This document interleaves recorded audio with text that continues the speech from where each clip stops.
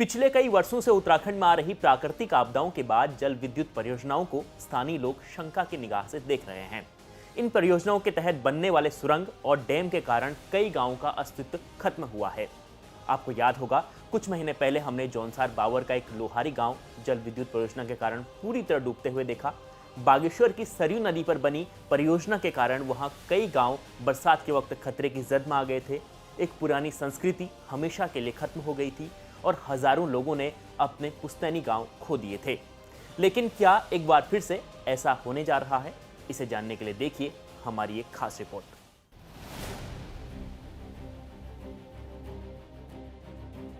कुमाऊं के तराई इलाके में गौला नदी पर जल्द एक बड़ा बांध बनने जा रहा है, जिसका नाम होगा जमरानी बांध। माना जा रहा है कि जमरानी बांध उत्तराखंड ही नहीं बल्कि उत्तर प्रदेश के लिए भी फायदेमंद साबित होगा। इस बांध से नहरों के जरिए कुमाऊं मंडल के तराई इलाकों के अलावा यूपी के कई हिस्सों तक पानी पहुंचाया जाएगा। लिहाजा बांध के निर्माण के लिए यूपी सरकार 600 करोड़ रुपए का सहयोग भी करेगी। लेकिन इस बांध के बनने से पर्यावरण पर क्या असर पड़ेगा, आप ये जान लीजिए। हल्द्वानी के पास में बनने वाले इस जमरानी बांध के कारण करीब 6 गांव पूरी तरह जलमग्न हो जाएंगे।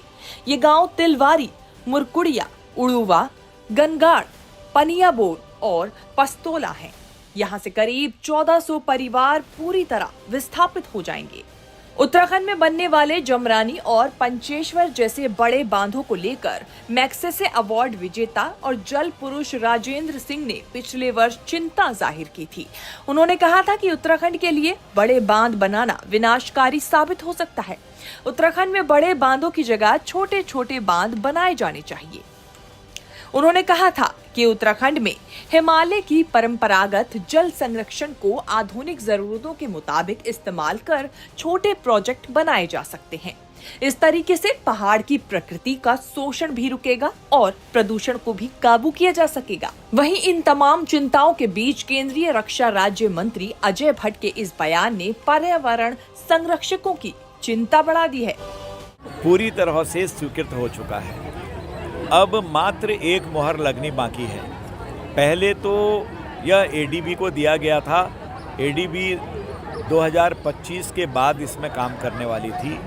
जब यह हमें पता लगा तो प्रधानमंत्री सिंचाई योजना के अंतर्गत एकदम से हमने इसको चेंज कराने का अनुरोध किया और हो भी गई। आने वाले दिनों में जितने भी हर्डल थे वो दूर हो गए हैं। सिर्फ एक बैठक होने वाली है। उस बैठक पर जैसे ही हस्ताक्षर हुए, शायद वो जल्दी ही हो जाएगी, तो वैसे ही जमरानी बांध का काम भी प्रारंभ हो जाएगा। टेंडर तो उसका हमने एडवांस में कर दिया है ताकि समय की बचत हो। बता दें कि जमरानी बांध के निर्माण में 2554 करोड़ रुपयों का खर्च आएगा और परियोजना बनने के बाद हर साल 63 मिलियन यूनिट बिजली पैदा होने का अनुमान भी लगाया गया है। हालांकि जमरानी बांध को विकास की नजर से बेहद कारगर और उपलब्धियों के तौर पर देखा जा रहा है, लेकिन बांध बनने से नदी का प्राकृतिक प्रवाह रुकना, हजारों जलचर जीवों की प्रजातियों का खत्म होना समेत जो समस्याएं पैदा होंगी, उसे सरकारें नजरअंदाज कर रही हैं। हल्द्वानी से राहुल सिंह के साथ ब्यूरो रिपोर्ट, उत्तराखंड तक।